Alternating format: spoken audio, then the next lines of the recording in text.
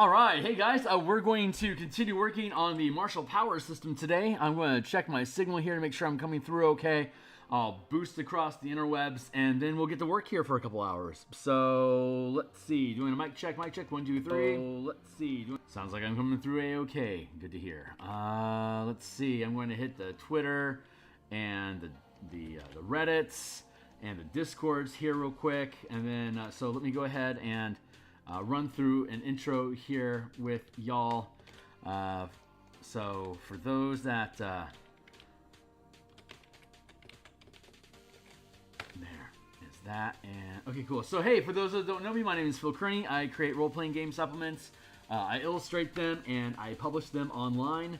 I've been focusing my attention on Dungeons and Dragons 5th edition for the past 5 years, and so there's a slew of books that I've created that are linked down below. They're all on DMsGuild.com, so you can click through on those links to check out some of the stuff that I've done.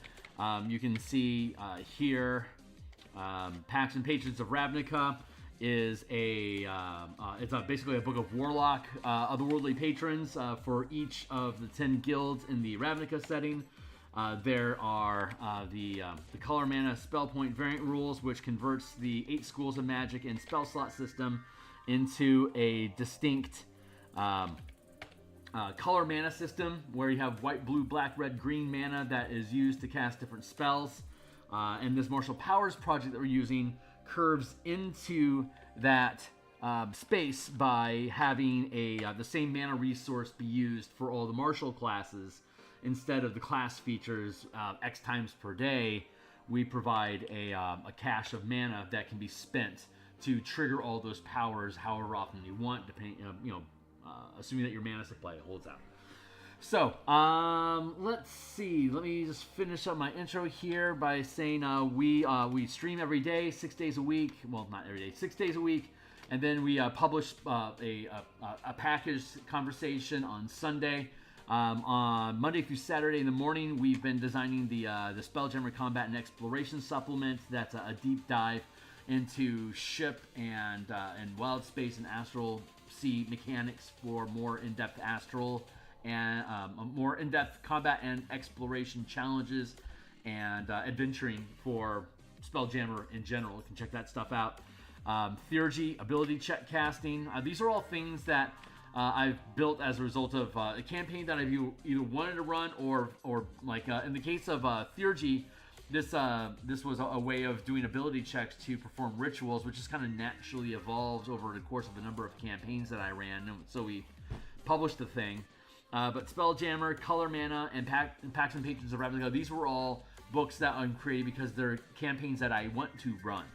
So you had to build out the book so I can run them as a DM. I run campaigns from level 1 to 20 in about 200 to 250 hours.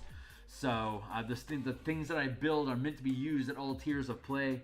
And when I play test, I use my own home table at various tiers, as well as recruiting people in to try this stuff out that are impartial and inexperienced with the system, so they can see if they think it's fun and if it's easy to grok. So that's what we're doing right now with the Martial Powers project as well.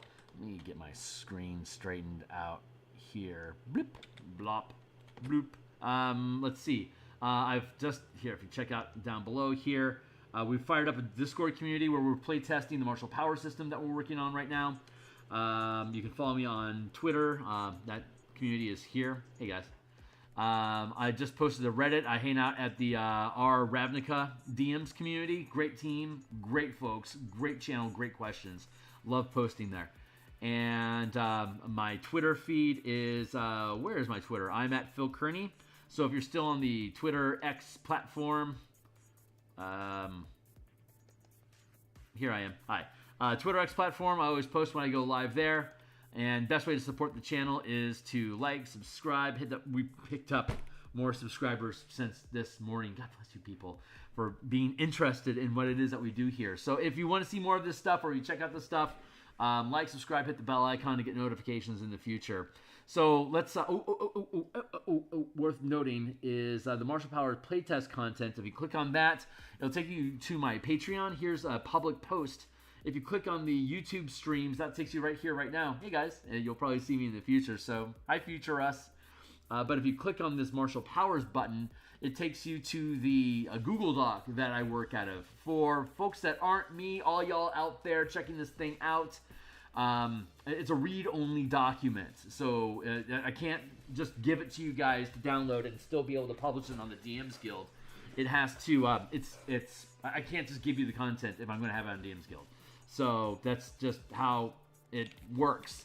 But when it does publish, I'll be adding it to the Color Mana Spell Point bundle so that you'll have all 13 classes in the game can use the same Color Mana resource to be able to do what they want as a character and to be able to fluidly multi-class between different character options to be able to build more unique deck building for your characters. So it's a very 3E mentality of being able to build out your character level by level to be specialized or to curve into what the group does. But when all the spellcasters and the martial characters have lists of options that they can choose each level, then every character can contribute meaningfully as the game evolves. Which was one of the major, I mean, there's universal spell points, kind of like discipline points aren't assigned or devoted to any particular magic paradigm. It's just you spend a point, you do the thing. But by using different types of magic paradigms, we can create different narratives for campaigns. And in Magic the Gathering, it's most famous for its 5-color mana system, where everything that you do in the game is going to typically be assigned to one or more colors, or in some instances, no color at all, and it doesn't matter. But there's various rules that go into that. That we have, again, decked out in the Color Mana Spell Points. If you check the link down below, you can read all these books. In the previews, you can read them, and there's a lot of assets included in a zip file if you decide to purchase any of the stuff that I build. But if you think this stuff is cool, we've got the Martial Powers book in project, which we should be publishing in 2024. And then there's a crap ton of other supplemental stuff that we can start building out on top of that, like Strixhaven stuff and more Ravnica stuff, like the Rubble Belt Hexcrawl campaign that we are designing on Saturday mornings, my Saturday morning workbench stream. We're building out that campaign so that the characters that we're building right now can be played in that environment, just to throw mana around and beat up monsters and explore stuff to see what's out there. So be welcome to jump in here. If you click request for editor access so you can download the thing or copy it, it's going to send me an email. As the language says here, if you do that, it just assumes that you want to be part of my playlist or to receive notifications in the future. So if you don't ask for permission. If you'd love that, I'll make it easy on you. All you got to do is just click and just ask. So cheers. So when we were here last time, and I really recommend you check out episode 108, we built a Dimir Rogue Soul Knife. And it turned out that we only had to use black mana to be able to express the character. Everything that we would have done with blue could be free, but we built the thing so that all the mana would work, all of its abilities currently at 3rd level would work off of black mana. So you only need, at this level, we only needed black mana. So I'm going to duplicate this, and we're gonna duplicate this format. So I'm going to come up here and get rid of some of it. We're building 3rd level characters right now. The playtest, I'm expecting the playtest to start in early February. So if you're interested in being involved in that, you are welcome to kick through to my Discord channel and drop down to the Martial Powers folder, and then include yourself in the conversation for the Martial Powers playtest.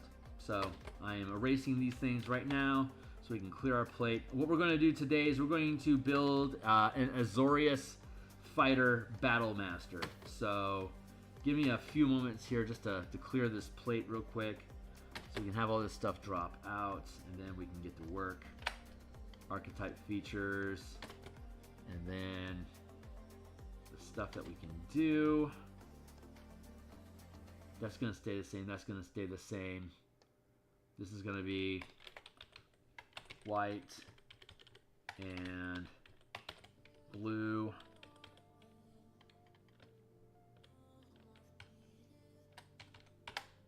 I don't know how I'm going to sort out my colors yet until we finish the build. So, let's see.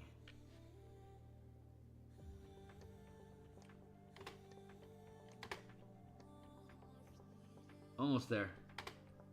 This is going to be Battle Master. This class is going to be Fighter. Background is going to be Azorius Senate. Race will be human. And then, so the stat line that we use is, hold on.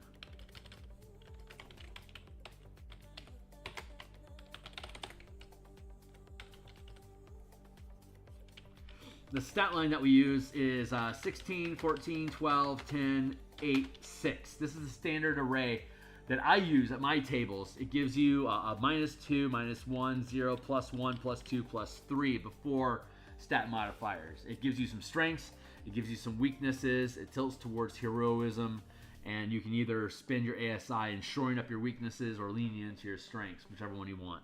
So we're building an Azorius fighter. Let's, I suspect that means we're just going to go like 16, 12, 14. We'll go 10, 8. And we'll just make them dumb as a rock. No, we'll leave that 8, and we'll go with 0 here. And we'll go with charisma is 6 -2 there. So, boop, and boop, and 3. Let's see. Go.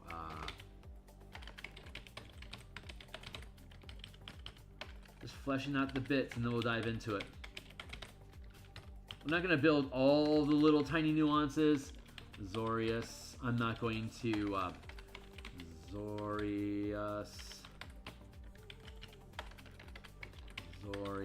Like, I'm not going to pick out equipment and stuff like that right now. I'm just going to go with the basic chassis of stuff that we build and need to replace.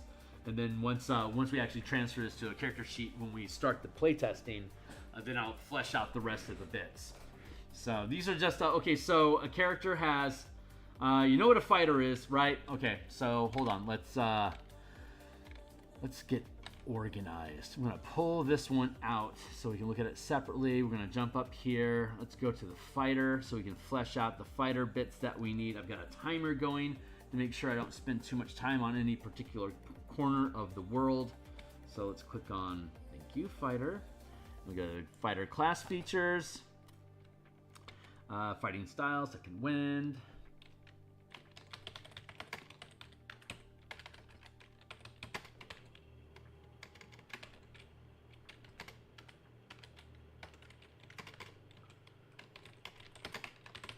Second wind, action surge,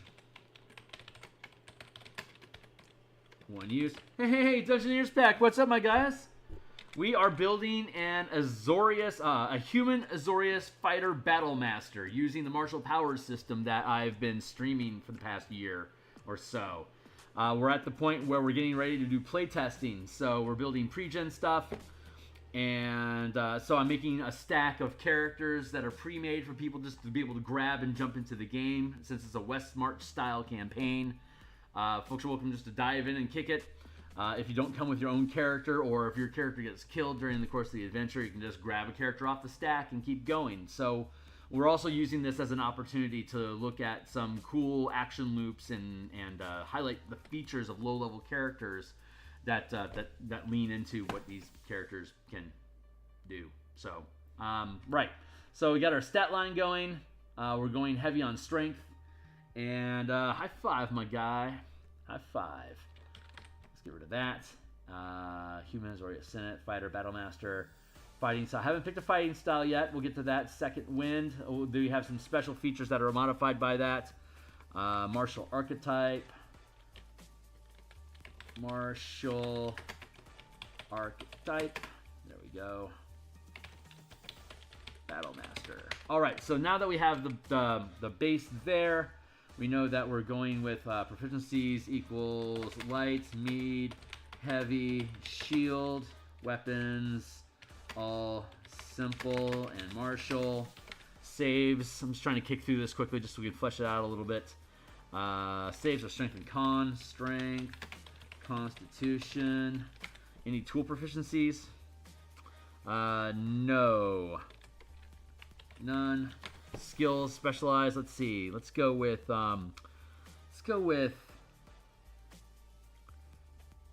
it's Azorius. So I'm thinking insight and intimidation.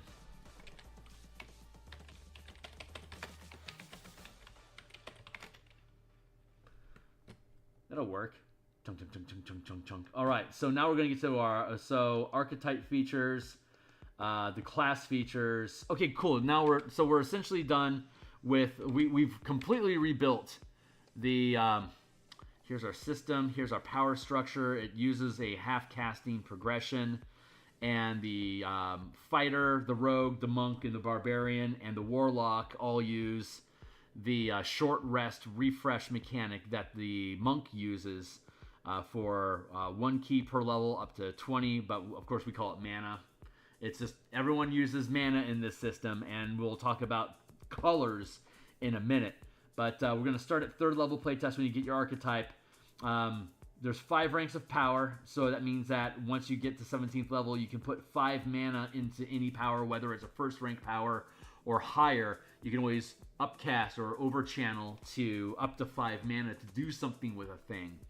And when you do a thing, like if you're using a strike power, or like if you're doing like a saving throw boost or something like that, depending on what your level is the power die that you're going to throw, and generally it's 1 die per mana. When you're dealing damage, that mana generally, those dice generally stack. So like at 9th level, we'd be throwing a D8, and we can pump up to 3 mana into a strike power. Let's go fetch a strike power here real quick. Zoom down, and again, you guys can look at this as well. It's in the playtest content for those that just got here.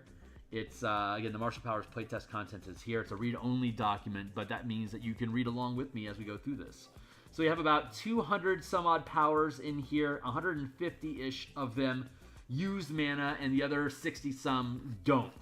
They're like alternate cantrip feat type things. So you have so you can build out characters that use or don't use mana to your preference, depending on how techy and how much of like a tech build you want inside of your character deck. So let's see. But the example that I was trying to use here is like a strike power, for instance, like Thundering Strike. I like Thundering Strike a lot. It's a 1st rank power, so you can use it at 1st level. Your weapon can deal thunder damage and add 1 power die per mana burned. A creature up to 1 size larger than you is pushed back directly from you up to 10 feet away for each point of mana burned. And it's up to 10 feet. So if you're using a 9th level character, if you put 3 mana into Thundering Strike, it'll all be thunder damage if you want. It could be slashing damage, but the extra 3d8 dice would be thunder damage. And then you could punt that character up to 30 feet away from you if you so chose. They don't get a saving throw for it. They just get pushed, kind of like Eldritch Blast. So, but conversely, if you were to put mana into an exploit, like say, what's a good one? Inquisitive. This one will be relevant to the character that we're making right now. Azorius Inquisitor, sure. When making an ability check that uses the Insight, Investigation, or Perception check, and we picked up Insight just now. So when using an ability check that can use Insight, Investigation, and Perception, not that you are specifically using it, or even that you're proficient with it, just if you were to have one of these skills, you could use it. So I'm checking out people on the street. I think there's something fishy going on. I have proficiency in Insight, so I want to use that. But if instead the DM's like, no, that'd be a perception check thing, no problem. I've got the Inquisitive exploit. The way that this works is when making an ability check that can use one of these skills, roll 1 power die per mana channeled, adding the highest roll to your result. So, and again, with the 9th level character, if I spent 3 mana, I could roll 3 8-sided dice, but I'd only keep the best result, kind of like an inspiration die. I can spend more mana to up my chances of getting a better than average die roll, but it's not guaranteed. So by the time you get around, like 1's a crapshoot, 2 is a 50-50, and by the time you throw 3 mana at something, you're basically, here's a fun thing, the more mana your team throws at an ability check, the more they want to succeed that ability check. This sounds like a brain dead, no duh thing to say, but when you're the DM and you've got characters at a table with a finite resource available to them, and they want to throw a shitload of mana into figuring out what, like that guy walking down the street, what he's got going on, if they deep dive by spending shitloads of resources on figuring that guy out, then as a DM, you should probably have something for that guy for them to figure out. Or if he's a red herring and waste of time, spending all that mana is like a clue to the DM that this is something important to the players. So even if they're chasing down the wrong guy, if they roll well, throw them a bone and give them an incidental clue that gets them onto the right path. And we're going to spend some time in the DM section of this book talking about how to take cues, like as a DM, how to coordinate what you're putting into the game to correspond with the style of play that your team uses, and key indicators of how they spend their resources on what it is they're trying to achieve, just like in that conversation there. So, but there's different ways that mana gets used depending on what it is that you're using. That's a circular statement, but my apologies. There's 5 ranks, there's 5 different disciplines of power, and those 5 disciplines are exploits, modified die rolls, and also can like be action kickers. Maneuvers are like psionic powers or like spells that you point and like saving throws happen or something. Not always, but like if you target somebody, saving throws happen, or like battle master maneuvers, like use bonus actions to give other people reactions to do things. That sort of stuff are called maneuvers, and you can trigger maneuvers as either an action or a bonus action. You can do both in the same round, and you can use the same power twice in the same round. And in some instances, like for example, if you have a maneuver that's like, I use an action to give my friend a reaction that lets them making an attack. It's possible that if that target, your ally, has multiple opportunity attacks, that they would be able to potentially layer in multiple reactions to different stuff. So, actually, that's not true. You wouldn't be able to do that, because if the Battle Master used both an action and a bonus action to trigger the same character, you only get, no matter what you've got going on, you only get 1 reaction or opportunity attack. It's the same thing, a reaction. You only get 1 reaction per turn, even if you have multiple reactions per round. So that was a false statement, but I'm still figuring out how to talk about things. So thank you for helping me screen that. But yeah, exploits, maneuvers, reactions, like I said, there's reactions and there's opportunity attacks, which is a specific type of reaction, generally movement or attack based. That is triggered by different events, but if your character has multiple opportunity attacks per round, then if you're fighting multiple foes, you could potentially be triggering multiple opportunity attacks or OA equivalent reactions off your turn during a round of combat. Strikes, like we just showed, they're like smite abilities, like a mix between smite spells and just raw damage. And then sustained effects are like concentration, personal like aura enchantments that you place onto yourself. So that's a quick rundown of what the different classifications of power are. And then I'm going to go to this window here so we can scroll down to the fighter, because we need to flesh out all the fighter bits. So let's see. I'm going to pick out I'll pick out a fighting style when we get there. So I'm going to throw that offline so it looks weird. Actually, I'm going to do it this way so it looks off. No, we'll go that way. So it's definitely off. Fighting style. What are some of the modifications that we get? Let's get through the barbarian here to go down into the fighter. And again, this whole thing's available for you guys to read along with me if you're interested in exploring this stuff, and if you think it's cool. Check in with me about the playtest that we'll be starting in February. So mana, first level, you gain 1 point of mana. You gain 1 additional point every time you gain a level up to 20 at 20th level. You regain them on a short or long rest. Beginning at first level, you also learn 2 first-rank powers from the martial power list in section 3 down below that we looked at. You gain additional powers as you gain levels up to your maximum channeling rank as listed in the martial powers progression table, which is here. So at 3rd level, we'll have 4 powers to pick from for ourselves. And in addition, let's see, progression table, and when you choose, and then subclasses as well below. Your saving throw is going to be 8 plus your proficiency bonus plus either your strength, dex, or intelligence, whichever one you prefer. So let's go to channeling features, class features.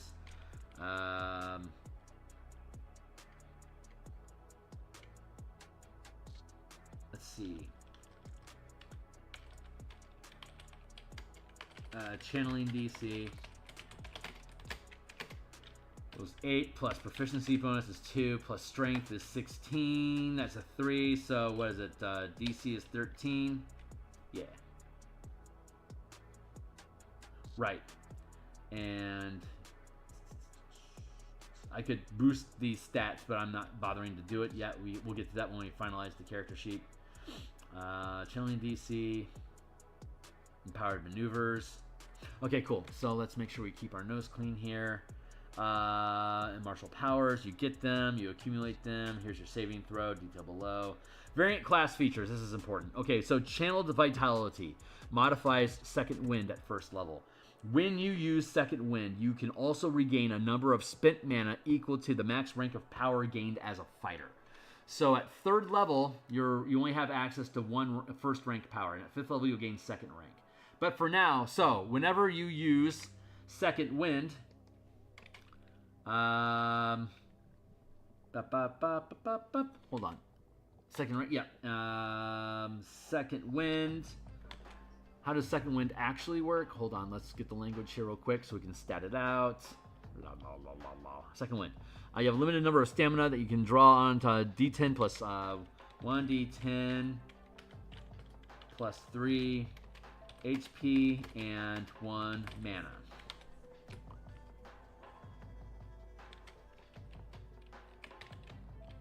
One per short.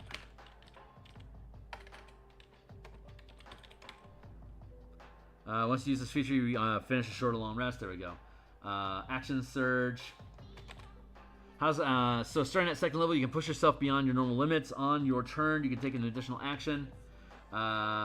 Equals take another action. Equals.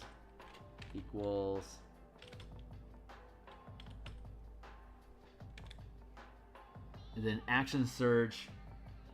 Let's see. Do we have any modifiers at this point? There's a modifier for action surge, but it doesn't click in. That's it. 10th level, power surge. At 10th level, when you use action surge, you also gain a number of temporary mana equal to your max channel limit gained as a fighter to use until the end of your turn. Any temporary mana remaining at the end of the turn is lost. So at 10th level, you'll be 3rd rank powers. At 10th level, when you use action surge, you gain 3 points of mana to spend on whatever powers you want during the action surge. So but that doesn't click in until 10th level, so that's not relevant to the moment. Let's see, empowered attacks, that doesn't click in until 5th level. Empowered maneuvers. Okay, cool. So the other thing that we get is empowered maneuvers. Let's remove that. Empowered maneuvers. The way that reads is beginning at 1st level, when you take the attack action, you can forgo any number of attacks to reduce the cost of channeling a maneuver as a bonus action by 1 mana for each attack sacrificed this way, minimum 0.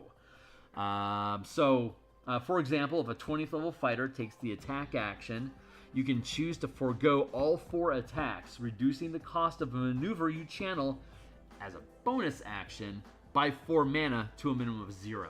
So at first level, you can start doing this. So at 1st level, if I forgo my attack action and then use my bonus action to trigger a maneuver, it drops the cost of that maneuver by 1 point of mana because I had 1 attack to sacrifice. That makes a 1st level maneuver free to use, as though it were a cantrip. So that allows you to effectively spam maneuvers infinitely if you're willing to eat up all of your action economy during a round.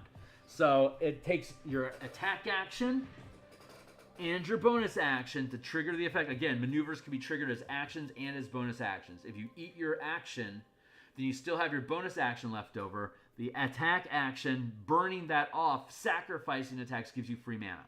So you get, at first level, including third level, 1 free mana. So we're going to want to have some maneuvers in our kit so that when we forgo an attack, we can burn a bonus action to give somebody something free to do or to do something cool for ourselves as well. So that's why it says empowered maneuvers, 1 attack plus 1 bonus action equals 1 free mana. Yeah, empowered maneuvers. And then the 2 colors that Azorius uses is white and blue. And since there's 5 disciplines, sustained powers, which is the sustained disciplines, can use either white or blue magic. That leaves 4 disciplines open: exploits, maneuvers, reactions, and strikes. We'll choose which 2 disciplines we want to be white and which 2 disciplines we want to be blue.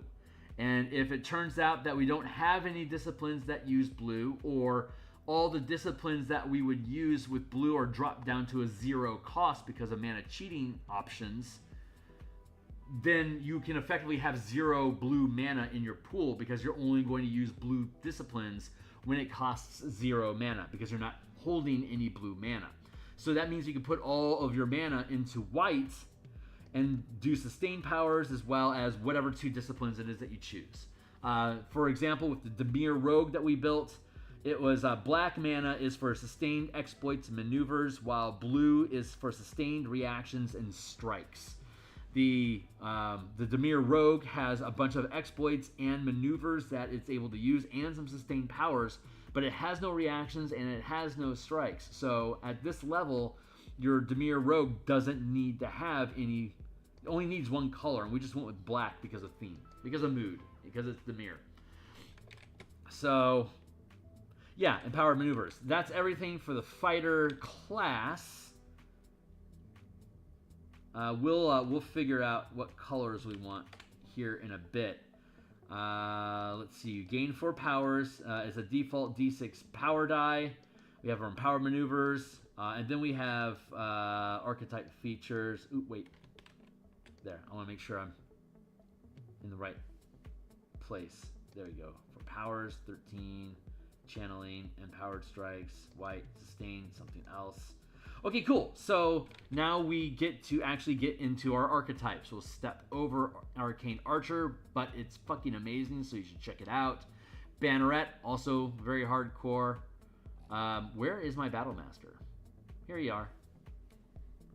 Okay, Battlemaster. So, like all spellcasters in D&D, spellcasters get free spells. So they get a list of bonus spells that they always know, they're always prepared, and then they also get to add on additional spells. For a martial class to have the same flexibility and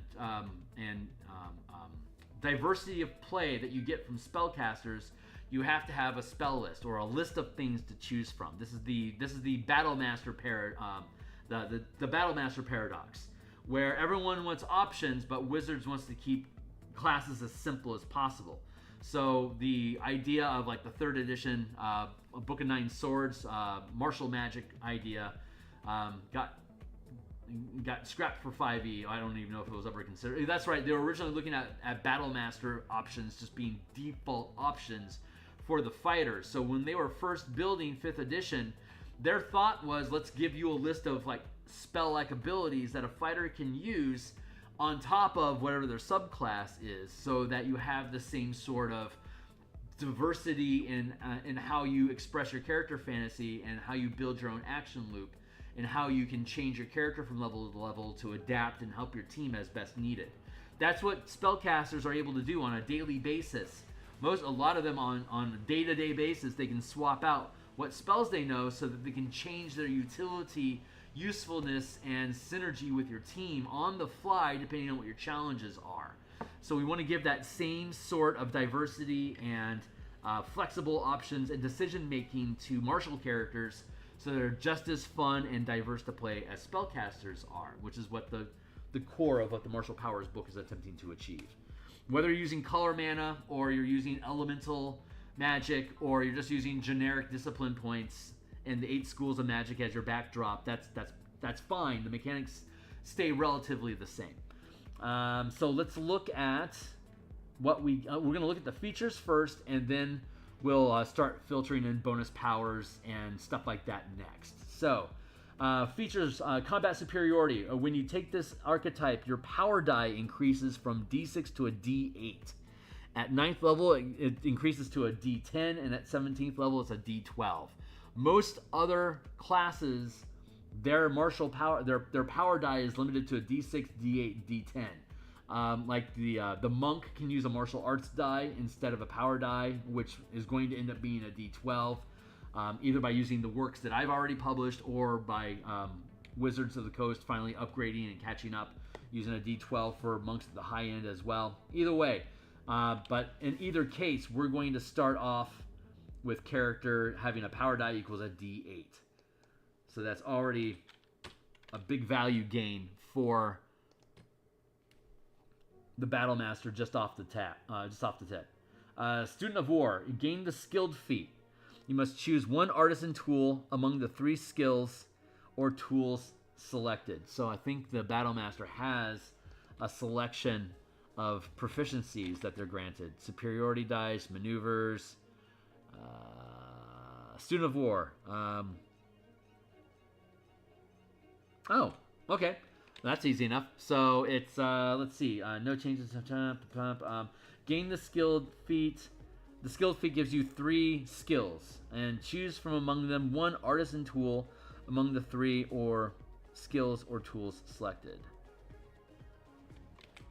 So let's build. Let's go with. So we gain a tool after all. So let's see. Let's go with calligraphy.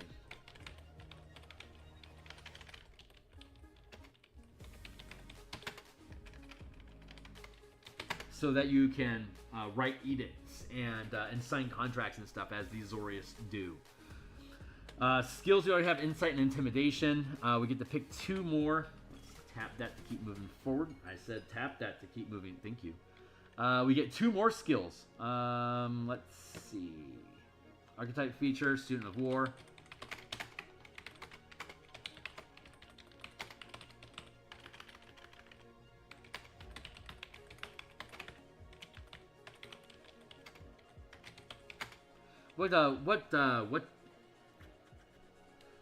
What skills would be useful here? We have insight, we have intimidation, perception is always useful. And history. HI. History, insight, intimidation, and let's just go with Arcana. That's useful. Calligraphy set, Arcana, history.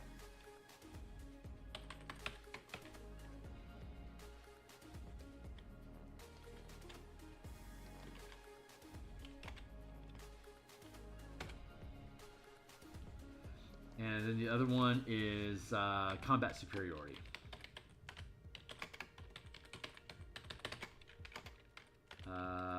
Power, D8 power die. D8 power die. Okay, so that takes care of the archetype features at 3rd level. We now have our proficiencies laid out. We now get to look through our martial powers of the Battle Master and the Azorius. So let's see. Okay, so Battle Master gets Ambush, which is an exploit, and Coordinated Attack, which is a maneuver. So let's go with Ambush, Exploit 1, and Coordinated Attack. And that is what, a 1st level maneuver? Fucking fantastic.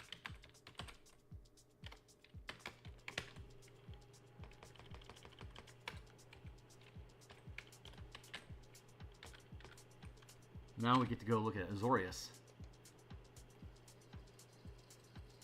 And we'll look at what these abilities are in a minute for us to start processing what it is that's happening.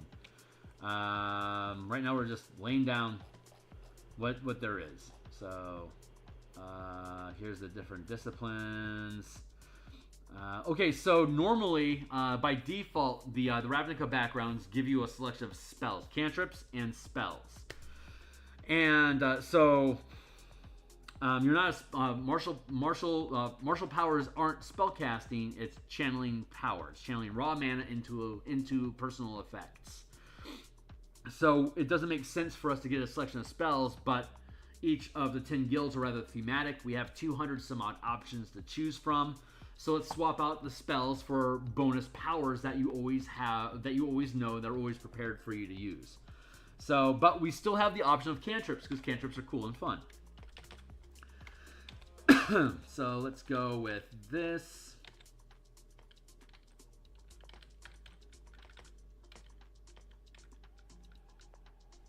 Cantrips are going to be friends.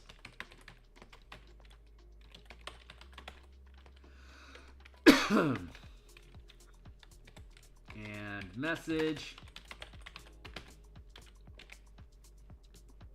And then our first rank powers that we gain are Brand of Axiom, which is a maneuver as well, which is going to be free for us if you decide to sacrifice action economy.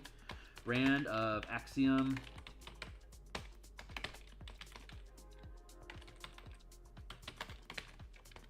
And Restraining Strike.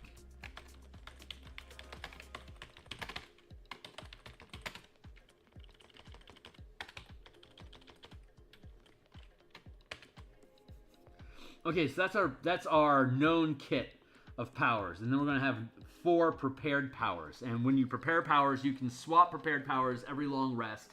You can swap one power every short rest as well. So very, very fluid system. It's designed to be adaptable. It's also designed that if you are in a non-combat scenario right now, like if you're in town shopping or whatever, you can ditch one of the combat powers that you know and add in instead an exploration or social themed power like an exploit or a maneuver that lets you do those other pillars instead. So you can lean in and be more helpful for your team, because you take a little while, you have a smoke break. When you're done, you get up. I feel a lot more sociable now. I'm going to take the Inquisitive power exploit. Finish my short rest. I get my mana back. I can now start slinging mana to improve my ability checks while I'm haggling with people, or while I'm trying to track down an informant or interrogate somebody. In these non-combat scenarios, I don't need to be optimal, but when I'm ready to roll out, let's take a short rest so I can prep myself, swap out my ability to add in like another strike power or another maneuver that I might find useful, and then we can keep bouncing. So let's see. Okay, cool. So let's go ahead and take a look at what these different powers do. You know what friends is? It makes people pissed off that you made them, that you tricked them into being friendly with you for a moment, and when that power ends, they're pissed off at you. Message allows you to kick a whisper over to a friend that you can see 30 feet away without anybody hearing you. Let's see. Brand of Axiom. So let's dive here into the powers. Brand of Axiom is a maneuver. So let's go look into the maneuvers. Reactions, maneuvers. There we go. Brand of Axiom. This is actually all of the different rights and curses and features from the Blood Hunter. All the subclass and core class features and options that you can buy into are in here in one manner or another. Basically, all of the different class and subclass abilities that use resources or like kicker effects that you get are in here in one form. Like the archer's phase arrow. We have a phase attack that's available inside of here. So basically, we took all of the martial stuff and we converted it into a scaling mana system. Like if you don't get something until 13th level as a class feature, but you get it like once per short rest or something. It's like, okay, great. That's going to be 13th level. That's going to be a 4th rank maneuver. It's going to cost you 4 mana to use it. You can use it once, sure. Or if you want to burn more mana, you can use it multiple times. So that's the philosophy that went into this. And then we fleshed out all the blank areas using all of those different features, powers, and options as guiding lines for us to be able to stay within a balanced mechanical space to add other things in. So that's where all these things came from. And once we finish, when we go to publish the book, we'll have an appendix that will show where each of these things, like where the inspiration or where they were lifted from the different classes inside of here. So if you want to go and deconstruct or rebuild a specific type of subclass, so you can see like under the hood of how we built it, you'll have all that reference information in an appendix for you to be able to look through and see how it's applied. So that so when you're looking at potentially doing your own stuff in the future, you can use these things as guiding lines for you to be able to go down the road and build your own power systems as well, if you decide you think this stuff is cool. And we'll be building out more and more. I mean, this is 200 some odd powers is not a lot. When you really get into it, there's not a lot there. But it's going to continue escalating. So we'll be able to do like the Book of Dimir, the Book of Boros, the Book of Azorius, the Book of Quandrix, the Book of Iroa, stuff like that. There's a lot of different options. Hold on real quick.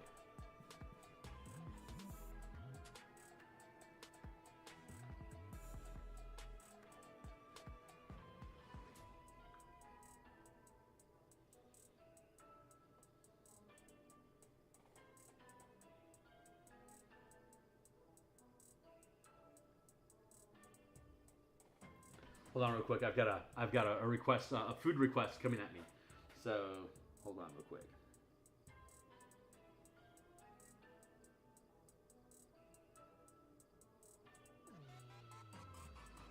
Hold on.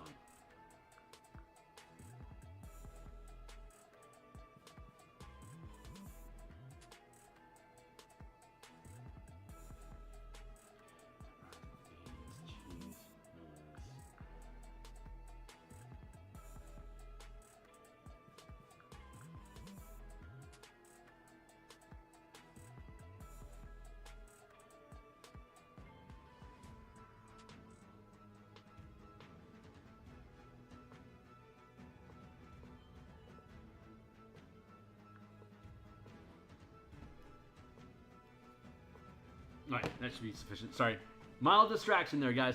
Let's see. So we're looking at, Brand of Axiom. That was a Blood Hunter feature. Now it's something you don't have to cut yourself to get. You can now spend mana to use it. Brand of Axiom. You force a creature you can see within 30 feet to make a Wisdom saving throw. If the save succeeds, you can sense if the creature is affected by any illusions or shape change effects, though not specifically what the effects are. If the save fails, all illusions and shape change effects affecting the creature end. That's bad language. That's why we hire an editor to clean that up. But this is a very Azorius thing. Hunting deception and making truth of things is kind of is an ideal that Azorius sometimes attempts to live up to. All the guilds are corrupted in some way, but there are legitimate hunters and like investigators inside Azorius that want to reveal deceptions and bring them to light. That's what the Brand of Axiom will do.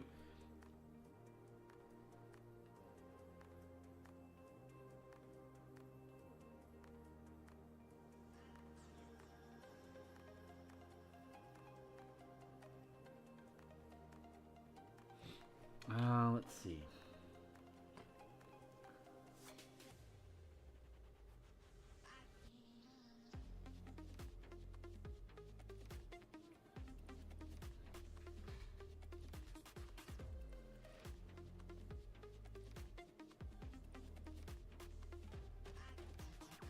Answer the question here.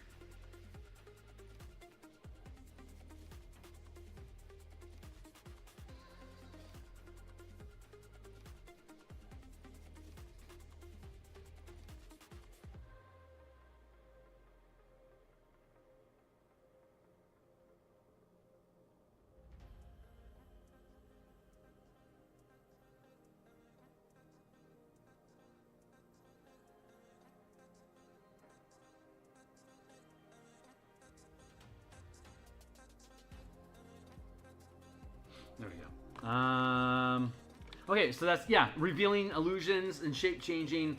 that's something that people normally wouldn't want. Like, most people wouldn't just volunteer to take that. It's like, oh, that's a have to have it sort of thing. But it's very on flavor for what Azorius is. So we included it as a bonus thing. It doesn't cost you anything to get it. Here, you can have it.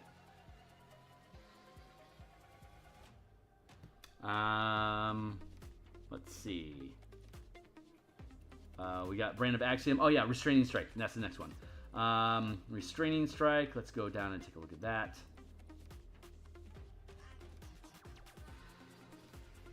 There it is, Restraining Strike.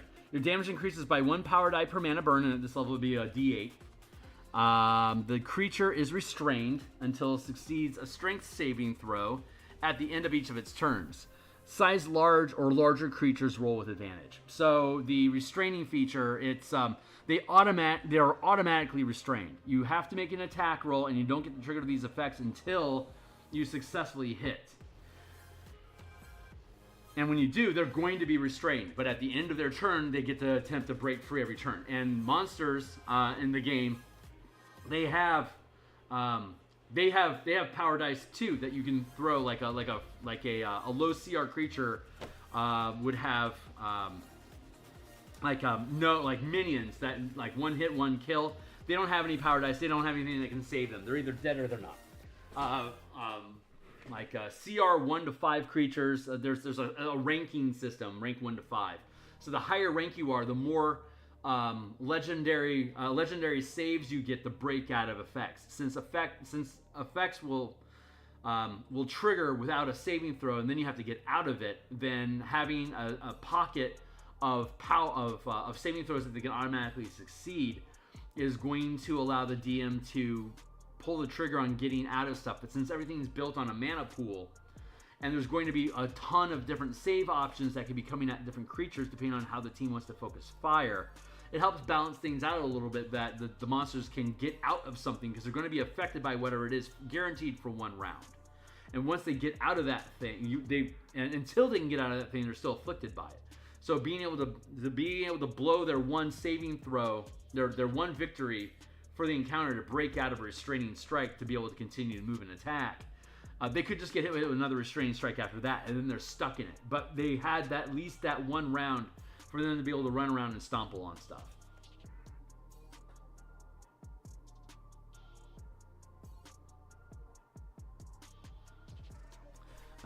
Let's see. So that is Restraining Strike. It's good. It helps them mobilize people. You need to get away, and with the Restraining Strike. Yeah, let's see. Ambush. Ambush is an exploit. So let's go up to exploits. Exploits. Ambush. When making an ability check that can use the stealth skill, or when rolling initiative, roll 1 power die per mana channel, adding the highest roll to your result. There you go. So Azorius, they have precog investigators that can see glimpses of the future. And a fun way to be able to express that precognition is giving them bonuses to their initiative. That's a pretty intuitive, simple way of being able to express that foresight. So we wanted to give all of the Azorius that little taste of blue-white foresight. And so that gives them, thus, ambush. Not necessarily very useful for stealth, but if this was a rogue, an Azorius rogue character, that would have been awesome. Super awesome. It's super good with the assassin rogues.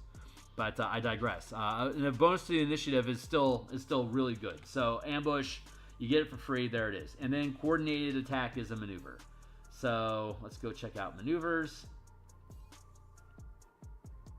Coordinated attack, and this is just right off of the Battle Master list in the Player's Handbook. You can empower a target ally within 30 feet to use their reaction to make an attack, rolling 1 power die per mana channeled, adding the highest results to the ally's attack against a target you and your ally can both see. So there you go. It's just coordinated attack.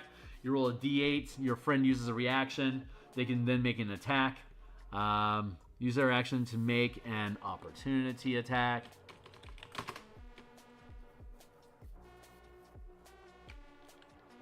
There. So that's coordinated attack. So the coordinated attack is a maneuver, and the Brand of Axiom is a maneuver. So during a turn, if I gave up my attack action and then use my bonus action. If I gave up my attack during my attack action, that's going to drop the cost of all maneuvers by 1 point down to 0. So I could then choose to hit somebody with a Brand of Axiom, or I could choose to, essentially as a free action, have my ally get a bonus to an attack roll as an opportunity attack. So now I get to start prepping things. So let's see. Currently I have a maneuver, a strike, and an exploit. Maneuvers I can drop down to 0 cost. Strikes are still going to cost me mana. Exploits are still going to cost me mana. So if I only use my maneuvers when I drop the cost down to 0, I don't have to, I can allocate maneuvers and reactions to one color and then drop that, the amount of mana that I keep in that, keep of that color, devoted to that color, I can drop it to 0 and have the 3 mana that I do currently have just into one color so I can use all my mana. You can change how much mana is devoted to each color whenever you finish a short rest. So right now I have 3 mana. If I put it all in white and 0 in blue, then when I finish a short rest, I could swap it. I get all my mana back on a short rest. I could then put all 3 of the mana into blue and 0 in white, or 2 in 1, or 1 in 2. I can mix it up however I want. And as I gain levels, I get more and more mana. So I can see how am I sculpting my disciplines. What disciplines do I have in that 5th level? When I'm 5th level, here, I'll show you this.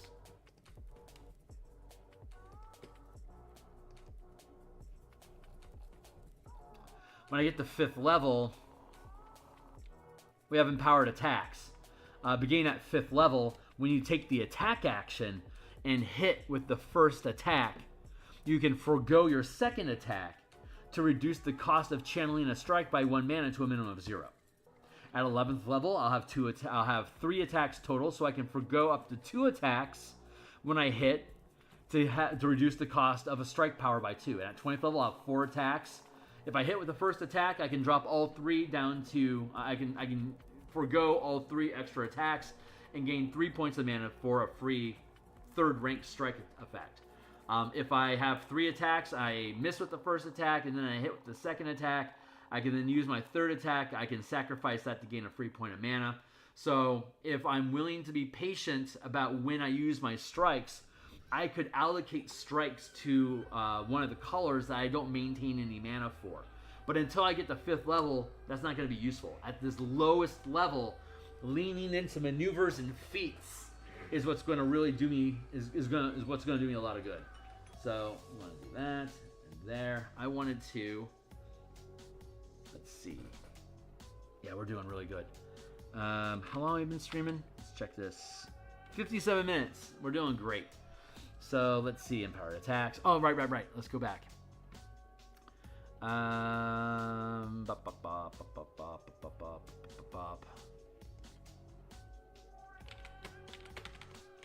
Let's see.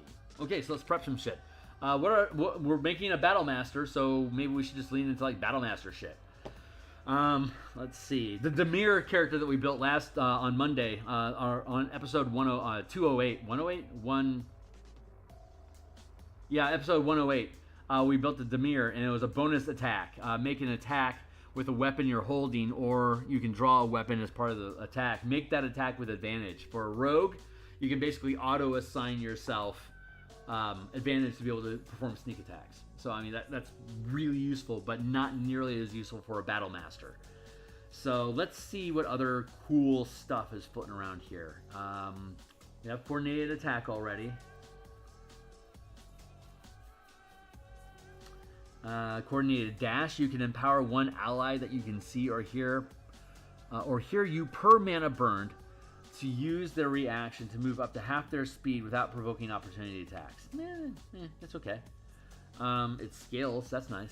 Curse of the Eyeless. You curse a creature you can see to reduce the result of their attack rolls.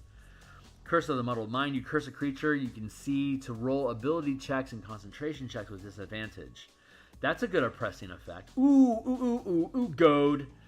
Target creature that you can see and that can see and hear you makes attacks against creatures other than you with disadvantage until it successfully attacks you, until it successfully hits you.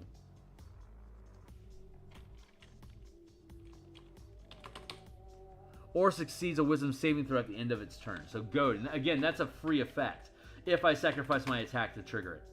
Goad, which is maneuver. I could trigger it as a bonus action, or I can trigger it as an action, or if I forgo my action, I can trigger it as a bonus action for free. Goad. I like goad. Restraining hold. Oh, that's for melee only. I don't think I'm making a melee build. I don't think I'm making a grappling build. And that wouldn't.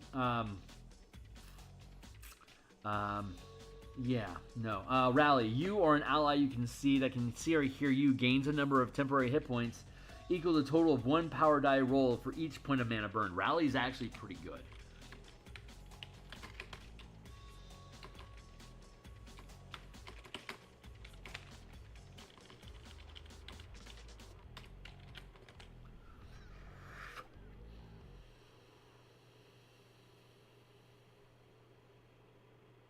I like goad.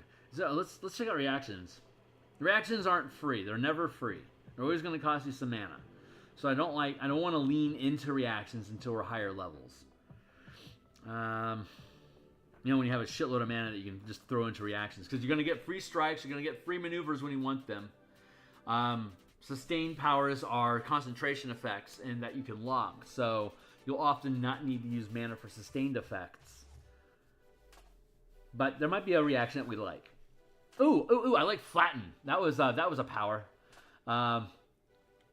Flatten. Choose a creature within 30 feet. It takes 1 power die per mana of force damage, and if it fails a strength saving throw, it's knocked prone. It can end the prone condition after a successful strength saving throw at the end of each of its turns. So basically you force it to its knees, and it stays there until it can overcome the weight of your mana suppressing it. I think, honestly, Flatten is a pretty fucking cool ability. We'll call that. And this is something you can do for free. So what this does is you hit somebody with it, and it's on them to get out of it. So I can hit, over the course of, like, if I want to spend a point, 2 points of mana, I could flatten one person, and then I could flatten another person. And if it takes effect, it's going to stay on them until they can get out of it. You'll notice that maneuvers can require saving throws, while strikes don't. Strikes, typically, I think there's a couple exceptions, but for the most part, strikes don't require saving throws because you have to attack to trigger the effect anyway. Spells are interesting that as long as you're close enough and I point my finger at you, you're going to get affected by the thing. So since there's no chance of me not targeting you, that's why there's a saving throw at the onset of an effect, even though you have to make an ongoing, like hold person is a classic example. I point my finger at you, and if you fail your saving throw, you're paralyzed. But once you're paralyzed, once per turn, you can make a wisdom check to try to get out of it. So there are no attack rolls that determine whether or not they're going to be paralyzed or not. So that's why they get the saving throw. And they continue to get saving throws to get out of the effect. We have that same idea here, but we're the ones that are making the attack. And so we get these kicker effects of added damage and the effect taking hold. It's actually really good resource value, but it simplifies the process on your end because you're not requiring any saving throws up front.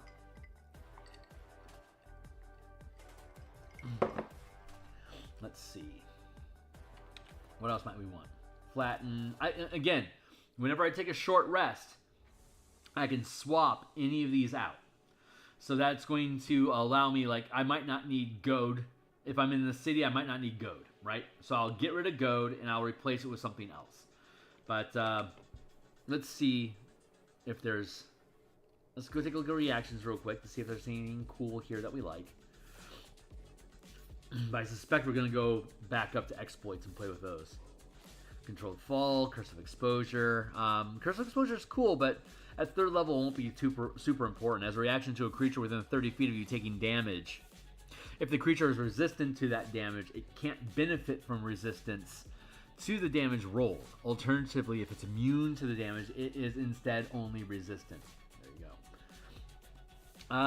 Deflection as a reaction to when you or an ally within reach of your melee attack are hit by an attack roll from a source you can see. The attack is re-rolled, taking the new result. This reroll cannot score a critical hit. This reaction is considered an opportunity attack. So, deflection. Let's pick up deflection.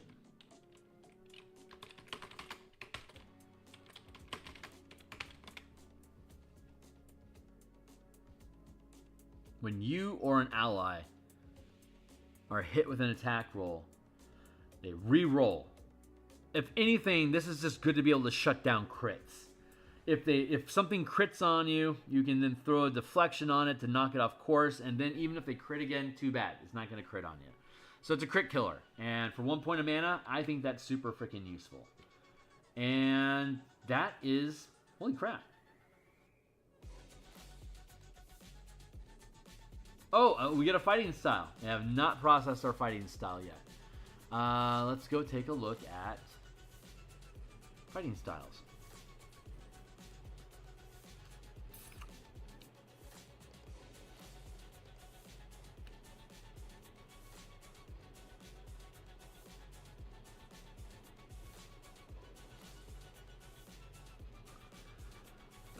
Defense, dueling, great weapon, protection. When a creature you can see attacks a creature other than you other than you 5 feet, use reaction to impose disadvantages on the attack roll. You must be wielding a shield.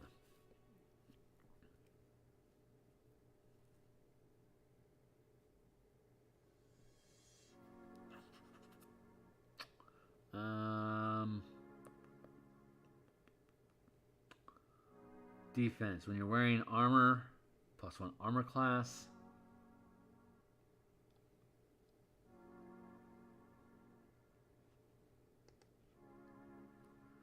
When a creature you can see hits a target other than you within 5 feet of you with an attack, you can use your reaction to reduce the damage the target takes by 1d10 plus your proficiency bonus to a minimum of 0.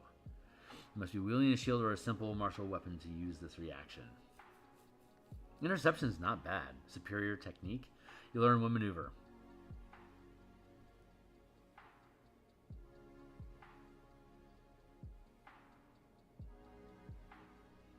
We'll have to fix that to be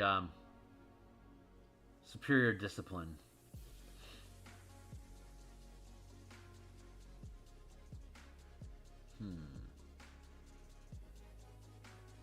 Interception, blind fighting. I'm not feeling meh. Takes one.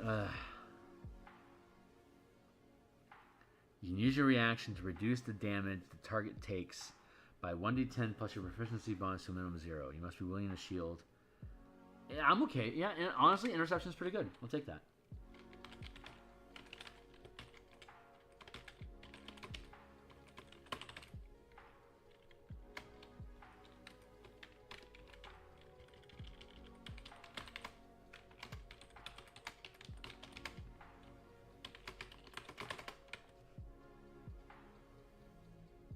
When a creature you can see hits a target other than you. That's the thing, other than you.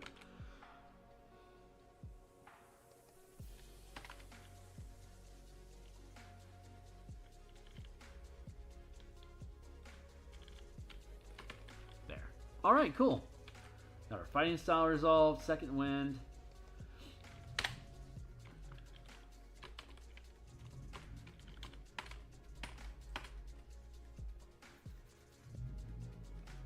Goad, rally. Bonus hit points. Force someone prone. Force a reroll, no crit to you or ally. And then this is must attack me. I'm good with that. This feels fairly Azorius to me. Oh yeah, now we have to figure out our mana. So maneuver, maneuver, maneuver, maneuver, reaction, exploit, strike. So we have exploit, maneuver, strike, and reaction. Deflection, reaction. Deflection is safety, so we'll want to make we'll make that reaction white. Rally is safety. Granting healing, that's also very white. So that would make maneuver. So for the Azorius character, I'm just thinking on theme. Azorius character would be white. So that would be maneuver, reaction, meaning that this will be exploit and strikes.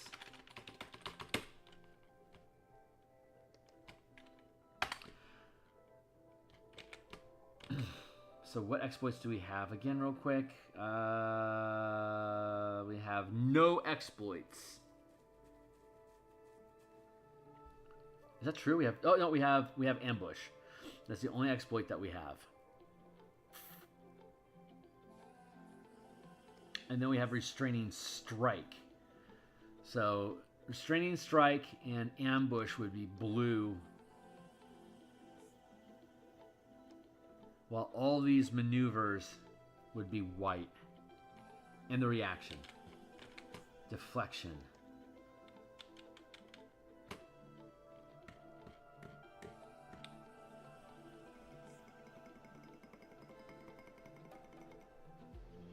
How do we break this up? Maneuvers is...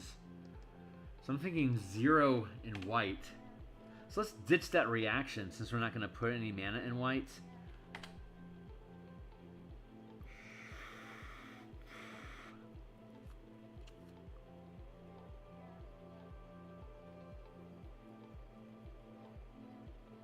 Oh, no, we do have reaction. That's right. Do we want to do maneuvers and strikes instead of reactions? Goad is free. Restraining strike isn't horrible.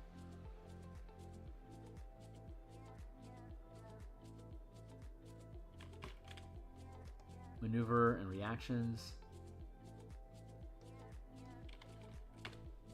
Exploit and strike.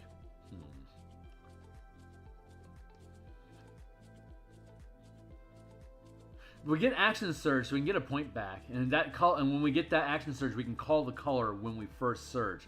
Let's do it like this. Let's do a 2-1 split. That way, we can make use of the ambush to gain initiative bonus if we hate our initiative score, and if we are able to retain it, we can take our second strike mid-fight to refresh it to then be able to do a strike. This isn't a bad breakdown. I'm pretty happy with this.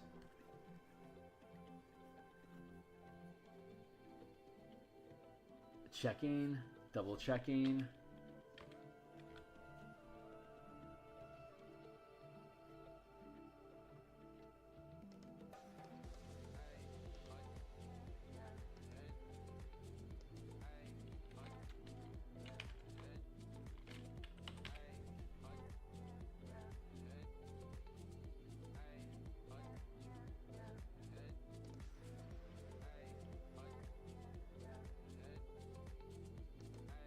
Double checking.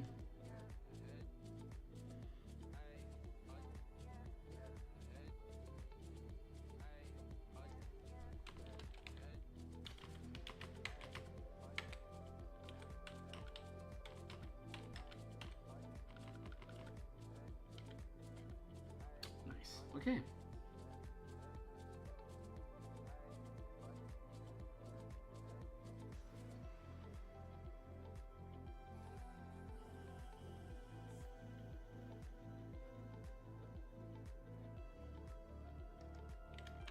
All right, I'm happy with this. Nice. Okay, so we now have an Azorius Battlemaster on the board with us.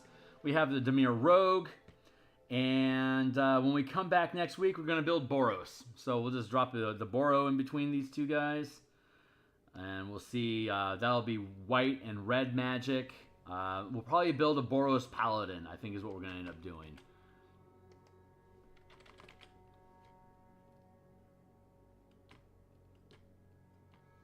Yeah, that's what we're going to do. A Boros Paladin next time. So cool.